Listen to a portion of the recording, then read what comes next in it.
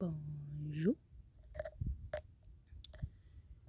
Here we are, our final day in Capsim, Essaouira,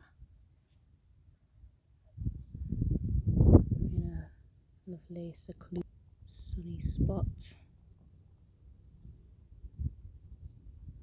It is a little bit windy. I think I'm the most sheltered I could possibly be, but yeah, you might hear some of that. I'm also kind of getting attacked by flies, so if I'm a bit twitchy and I'm not suffering withdrawals or anything. I'm fighting a good fight.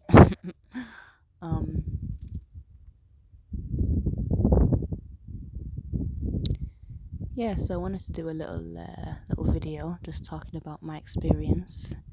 This is my first time travelling with baby, travelling far, out of Manchester, in fact. No, second time out of Manchester, first time out of England. So it's been a couple of weeks full of firsts. It was baby's first time on a train, first time on a coach, first time on a plane, first time in a different country, continent, all of that. We've had a really beautiful time overall, really peaceful. It was touch and go at first because I ended up booking a place in a village, which I didn't realise.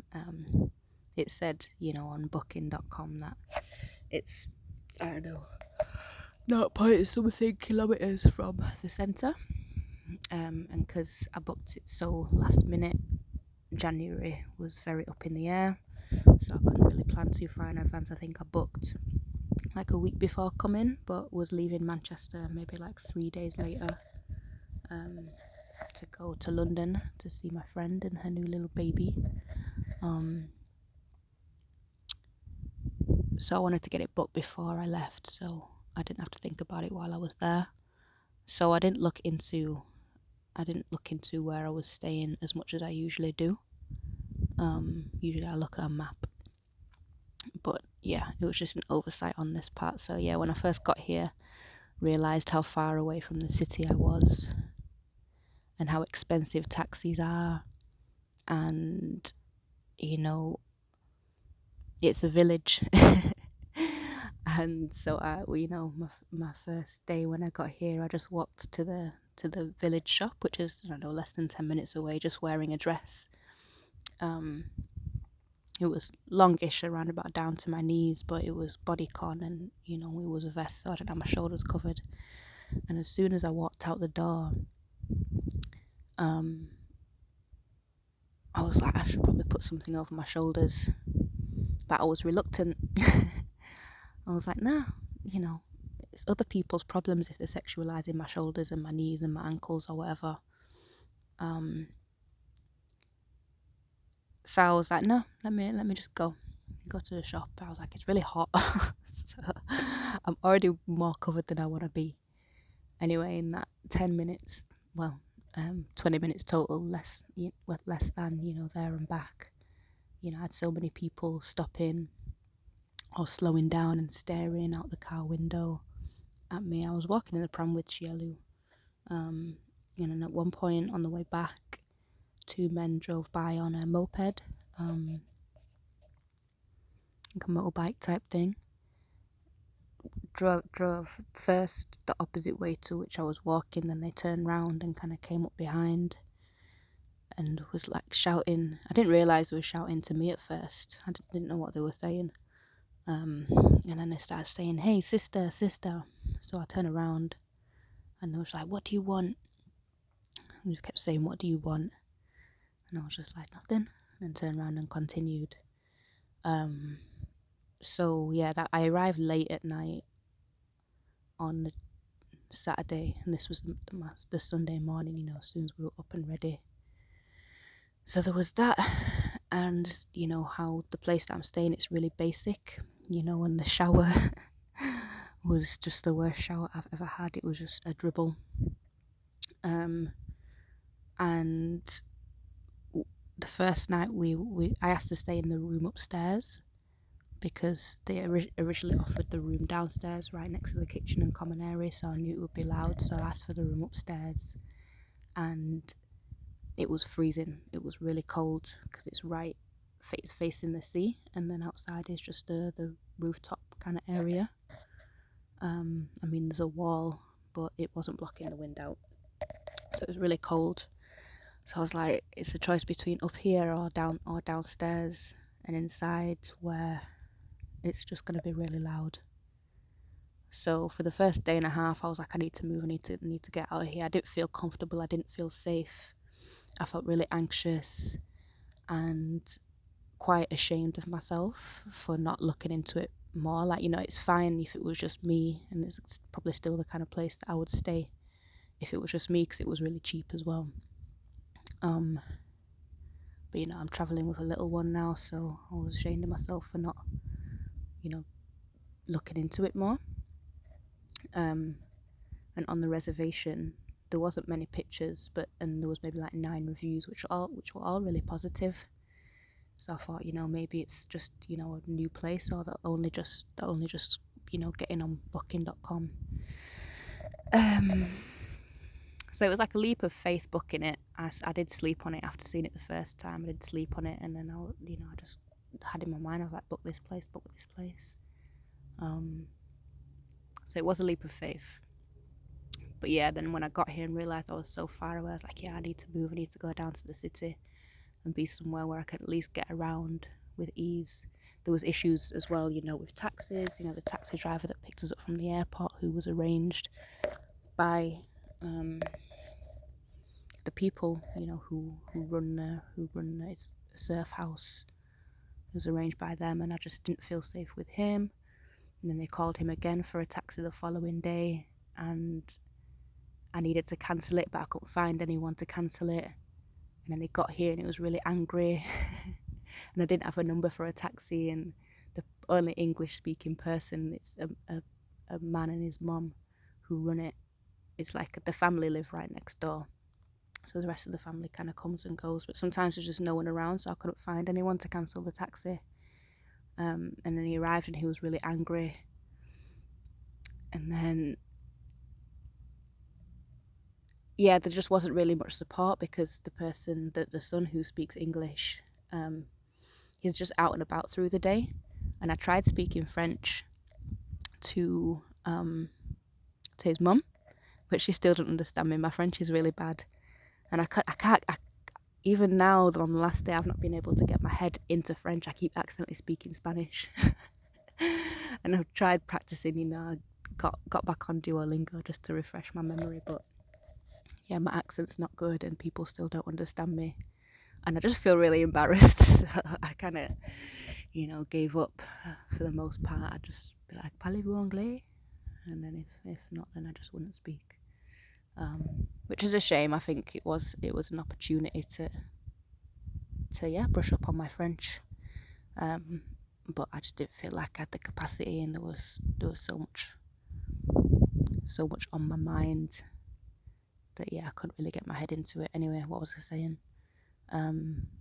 There's just wasn't really much support for me to ask questions. The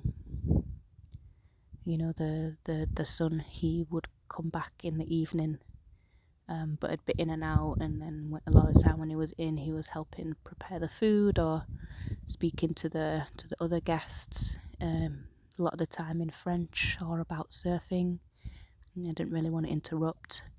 And then evenings, with little one, they're busy, with bath and bed and food and whatnot. So yeah, for the first day and a half, I was like, yeah, I need to get out of here. Not comfortable, don't feel safe. Now, I was this close to booking an Airbnb in the city, and then at the last moment, I was like, hang on a second, let me just visit the city first, because imagine moving there, not liking it there either. That'd really stress me out, tip me over the edge. So I was like, let me not make any rash decisions, and I'll visit the city first and go there. Have a little recce, see what's about, see what it's like, see if I actually want to stay there. So that's what I did the following day. took a taxi down to Essaouira. The taxis they're probably more expensive really than what we pay in the UK. So it's maybe like a 20-minute drive to the city, and it cost the equivalent of probably about £12, maybe around the same then. But a 5-minute journey down the road to the next village, Sidi Kalki, was I think £15. No, it wasn't. No, that's wrong. £15 there and back, so like £7, £8. So yeah, about the same as what you'd pay. Yeah, so I spent the day in the city, went to the Medina, had a little recce, and I end up being really, really glad that I am where I am. I realise, upon reflection, that whenever I take a holiday, I naturally take city breaks, and it's only when I was backpacking that I ended up, kind of in the more peaceful, remote places, and I just haven't done that since. So yeah, after the second day, my mind settled, and I felt like that I am and was where I need to be. I leaned into village life, So when I'm walking through the village till I get to the beach or the quieter areas, I will cover up. And this might come across as really ignorant, but I do think it's sad that my feeling of safety mainly came from covering up. So wearing long trousers and covering up my shoulders. And that's when I noticed that people were more friendly. And the occasional time when I've kind of gone gone to one of the cafes for a tea or whatever, and I just had my shoulders out, people are much more unfriendly. So it's brought up, some things to consider about traveling moving forwards, because I was having this kind of conflict about, well, not a conflict, but like a debate in my mind about, should I be covering up or not? Because anyone who knows me knows that when the sun is out, I don't like to cover up. I want to be feeling that sun on my skin, and the skin being your biggest organ to receive and absorb that vitamin D. There's nothing that I like about being covered up when the sun is shining, other than here, and it, making me feel more safe and people being more respectful.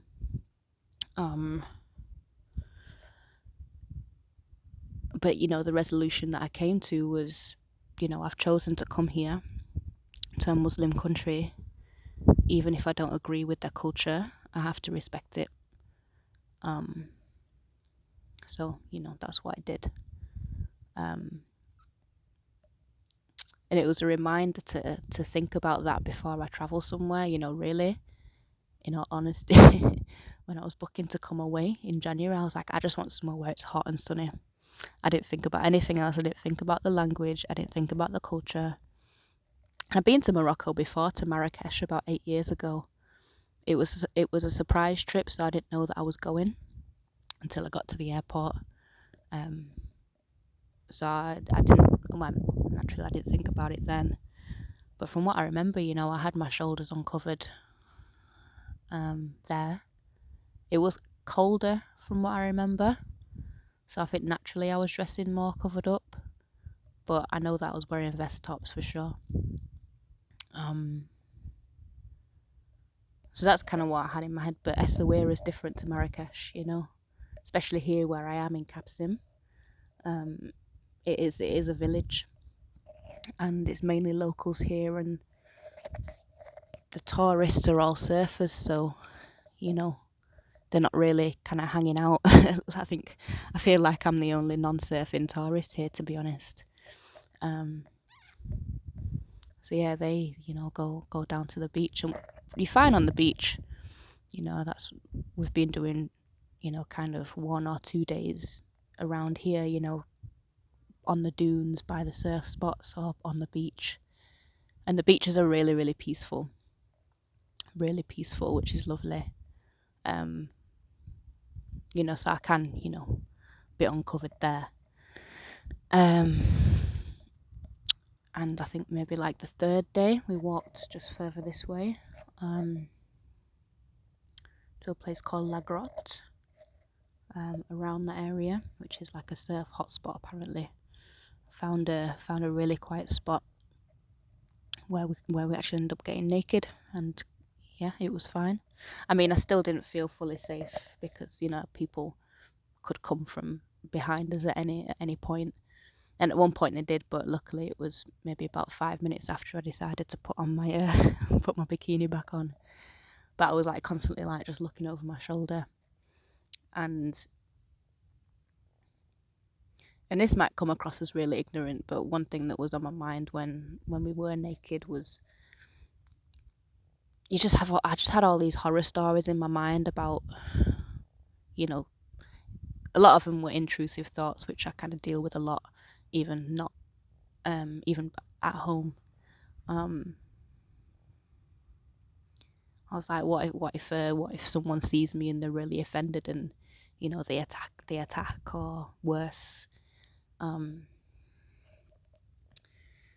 So yeah, for that reason, I didn't really feel fully safe even when there was nobody around, which is a shame. But I know a lot of my kind of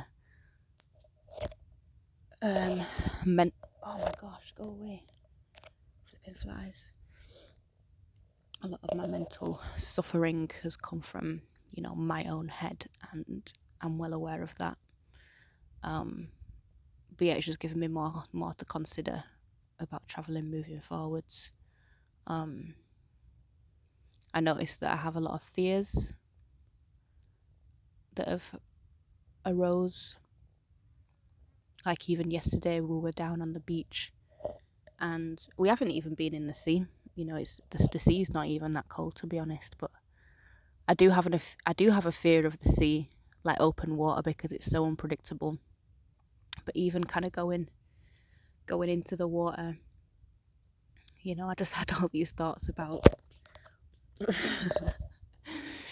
also Chielu being so young.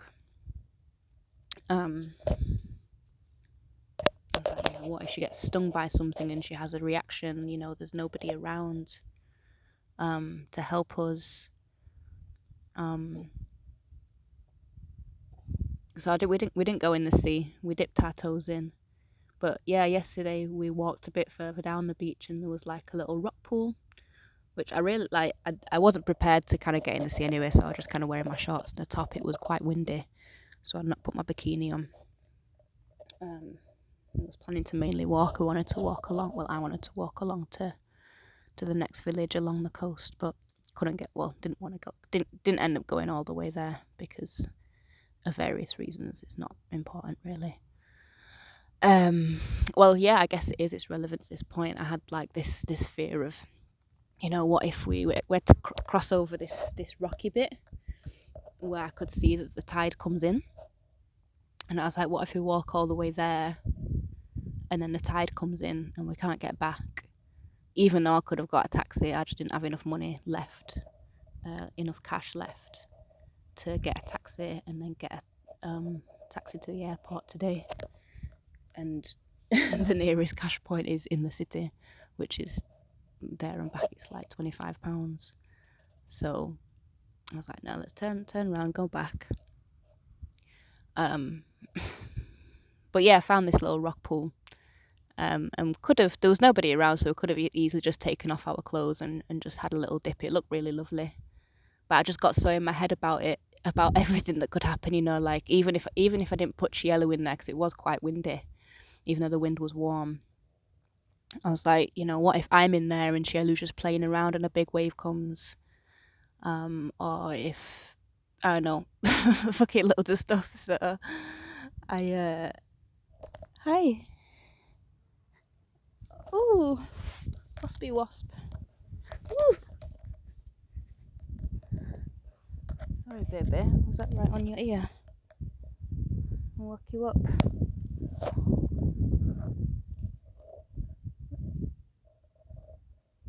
No pictures today.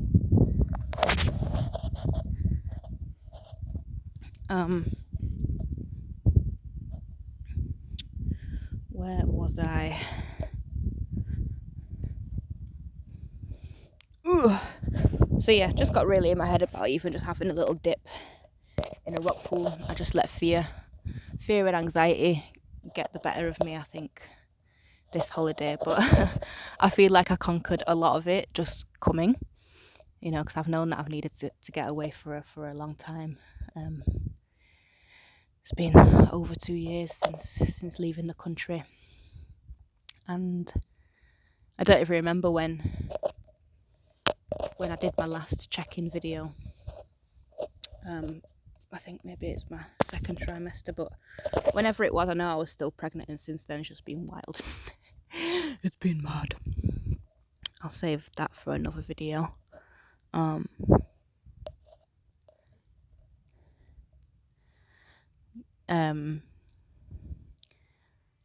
But yeah, I had all these anxieties about coming away, and you know, the couple of weeks, because I knew that I was going to London at the very least, because my friend wanted us there for the birth, and then I was gonna book my ticket from then, but obviously it all depended on when she went into labour, so I just had things being up in the air. Kind of send me a bit west. I'm kind of learning a lot more about ADHD and autism, and I do display a lot of symptoms of those. So I'm going through the process, you know, to get screened and diagnosed. Even though, you know, I know that I have those things. Just with how I process certain information, or not process it. Go away. So yeah, I overcame a lot of anxiety just coming and then and getting it booked, and it's mad though, because I ended up not being there for the birth because she went into labour a week early, and I just wasn't prepared. But one of our other friends went down, so it was all good. But as soon as, you know, the baby arrived, a lot of the anxiety just disappeared, you know. So I talked myself out of taking a trip to London to visit my family since you know, baby arrived here, my baby arrived, because I just felt really anxious. I was like, no, just don't want to do it, don't want to deal with that. I just thought of all the things that could go wrong and how difficult it's going to be. But yeah, once my friend's baby arrived, I'm like, right, okay, we're going. Got it booked, and just didn't feel anxious. It was fine. I mean, saying that, I also started microdosing psilocybin again, which I really should have been doing all the way through December, but I was just in, you know, in the depths of the darkness, which is, you know, the reason to do it, but my mind just wasn't there. So I think that definitely helped. But yeah, once baby arrived, I was like, okay, we going. These flies are really annoying. Ow! Something sharp stuck in my foot. What is it?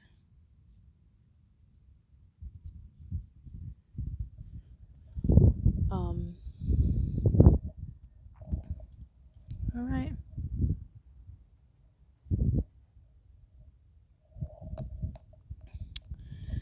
So,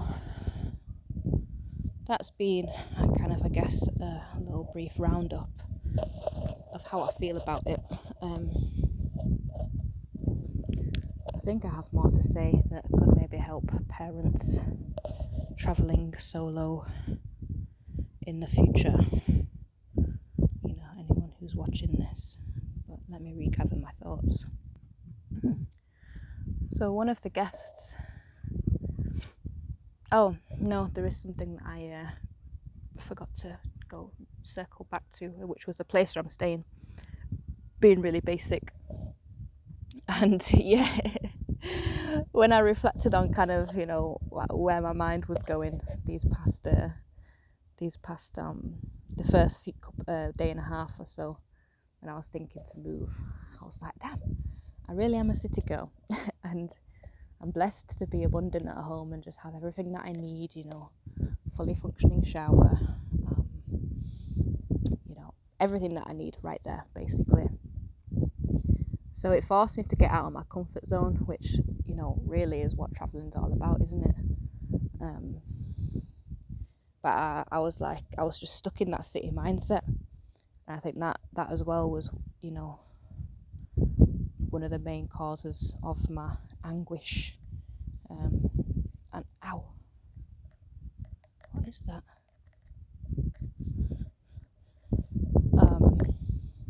So it forced me to break free from that, and really the place where I'm staying has everything we need. We have a double bed.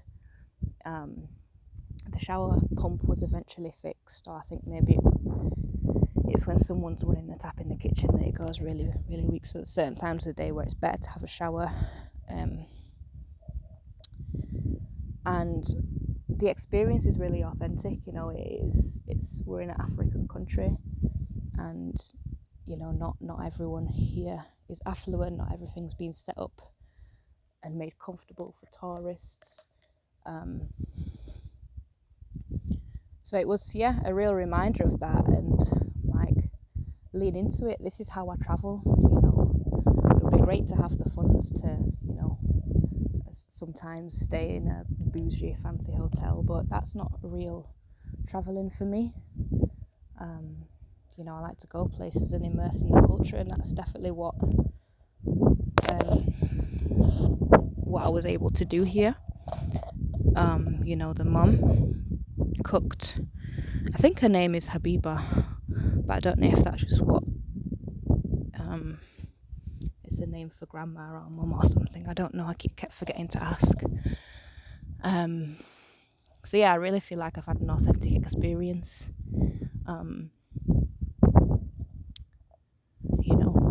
I hand washed my clothes.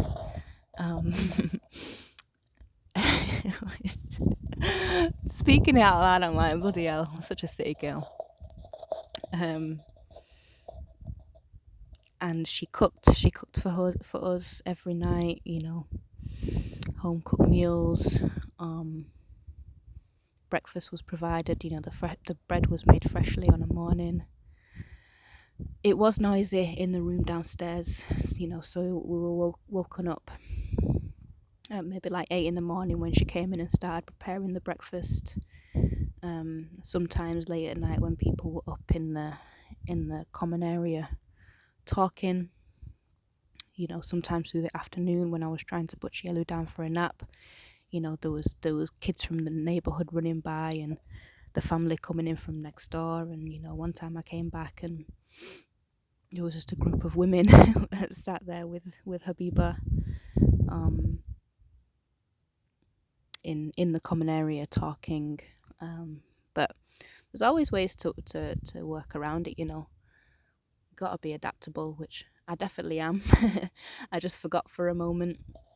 It was just a very unexpected, drastic transition into village life, and had I prepared for it, I'd have hired a car, probably taken less stuff, to be honest. And but once I leaned into it, it was just, it's the experience that I needed. And I always take city breaks, and it doesn't really do anything for escaping that stimulation that comes from living in a city. And this really has, it really took me back to, places where I've been in the past, like places in Mexico where all there is to do is go to the beach and go to a cafe and drink tea or whatever and relax. When you're in a city, there's a lot to do, but there's a lot to do, and it can end up having a holiday and not really ever actually stopping and relaxing. I mean, to be honest, because I'm not working right now, the pace of life is not too dissimilar to what it is at home, but there is always something to do around the house, cooking, cleaning, eating, tidying, etc., decorating. So having all my meals cooked. My afternoon meal, I just eat fruit. um, and having all the dishes done and not having to think about that. It's been really lovely. And one of the main reasons I came on holiday, not only for the sun, but so I could just give Chielu my full attention. I keep saying her name, but I really don't want to be putting her full name out on the internet like that.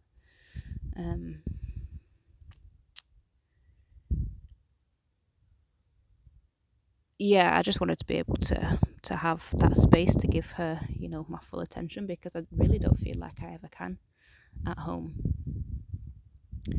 which is sad. I always feel guilty about it. But that's single parenthood for you. So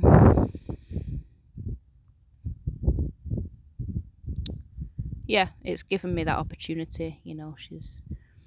And there's a boy next door who's about 6, and they found a really beautiful friendship. It's so lovely to watch. Um, it's been really really good for her development. I've seen the leaps and bounds she's come, being around new faces, new accents, new languages.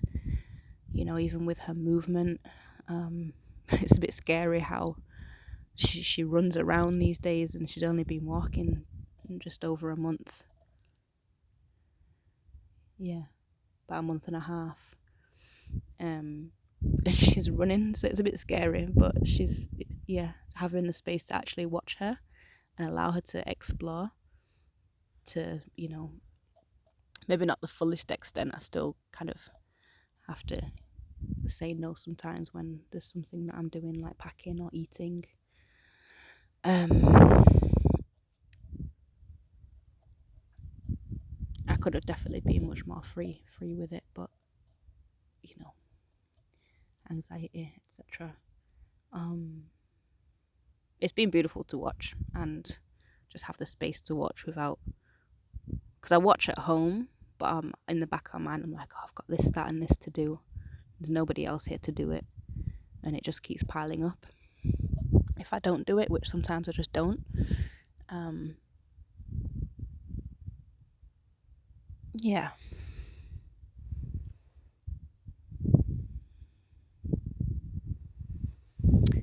Yeah, I'm really grateful for the experience, and I'm proud of myself for getting us here. Just generally, one of the guests asked me the other night if it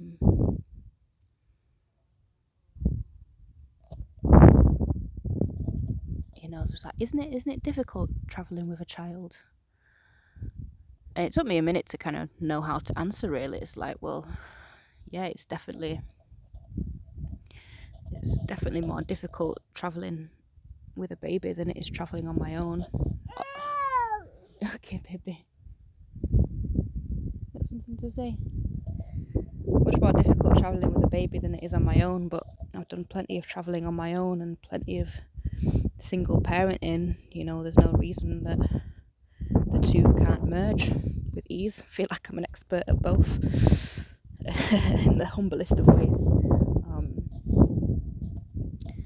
Which, yeah, I mean, it's just something that you gotta do if you want to travel. Otherwise, you're just not going to travel. It's easy to get caught up in how difficult it can be. I think it would have been. This is the youngest I think that I would travel with a baby. She just turned 1 at the start of the month.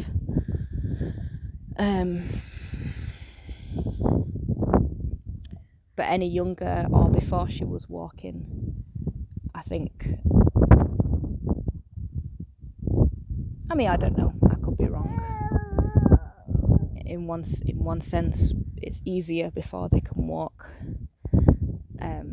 because they stay still, and you can turn your back for a second without them, almost throwing themselves somewhere dangerous.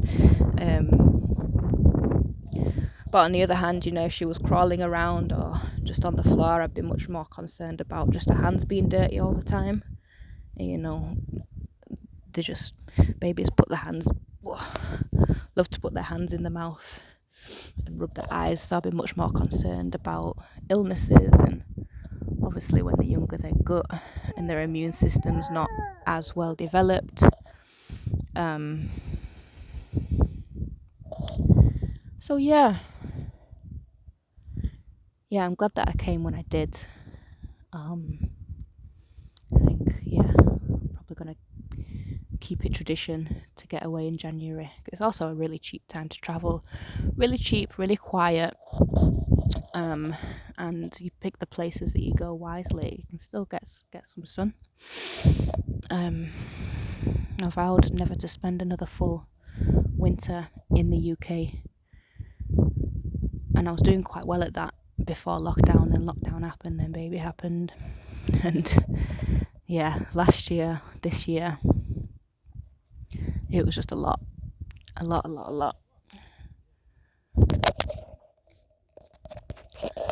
So yeah, I'm gonna keep up with it as much as possible. And yeah,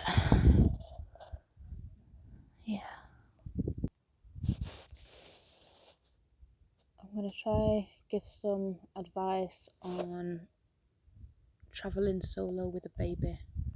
That might help. Well, specifically to a Muslim country. I mean, it might even apply to non-Muslim countries as well. Could just be a general cultural thing.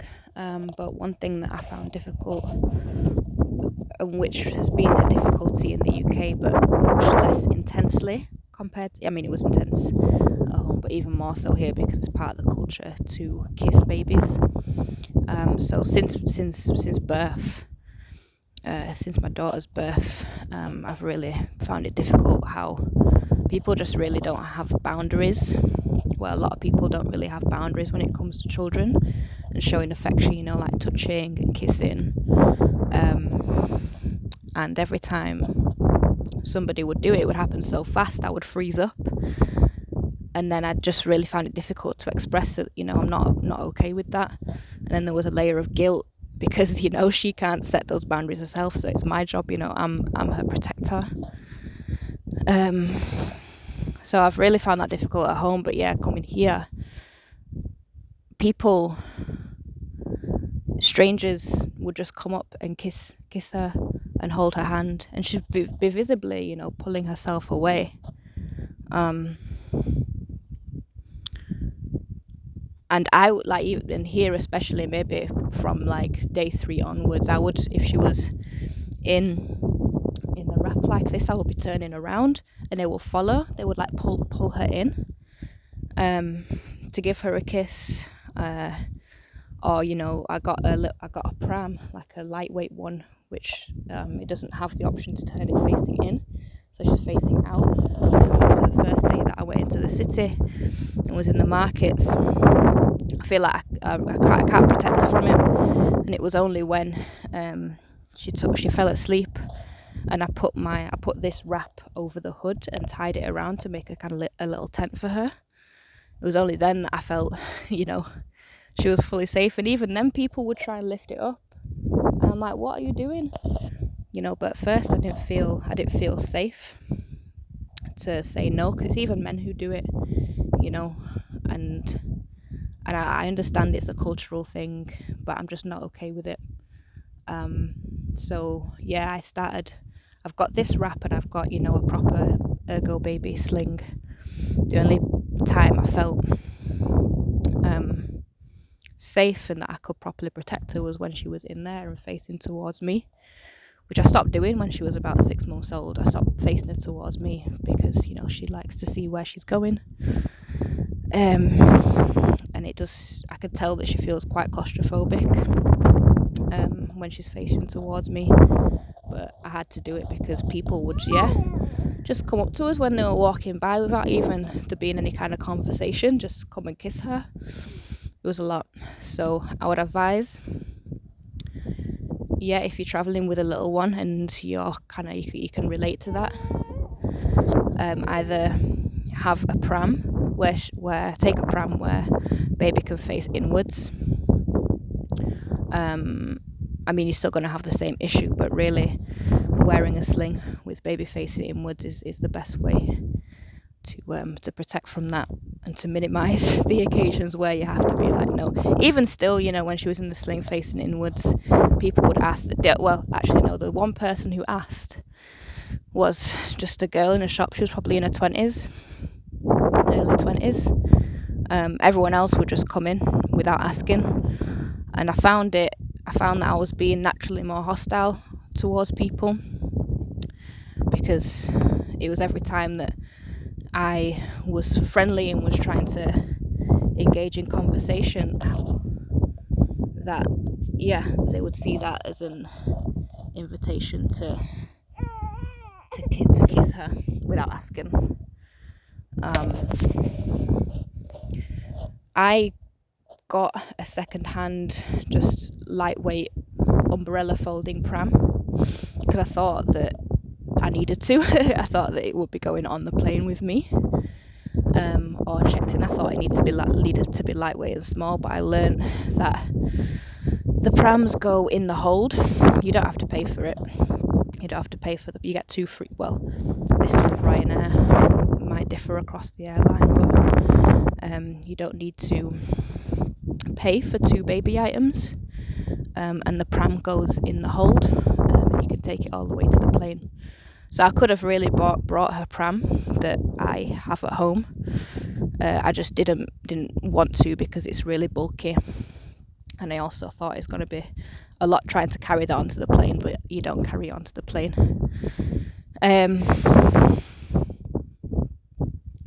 So they were 2 valuable lessons. A lot of people might already know that. And I definitely could have looked into it. It's much easier travelling with her at this age because she's still breastfeeding mainly, and she just nibbles my food. So I didn't really have to pay anything extra for her, to be honest. Like, obviously I paid the child fare, and paid for more luggage, but I didn't have to pay extra in the room. I just booked as a single adult and then emailed them saying, I'm going to have my 1-year-old, but she shares a bed and she'll just nibble at my breakfast, so she doesn't need catering for. As long as obviously the places, they welcome children, which this place did. Learn once I got here that they'd never had a child staying before. So little baby here was the first child to bless that space. So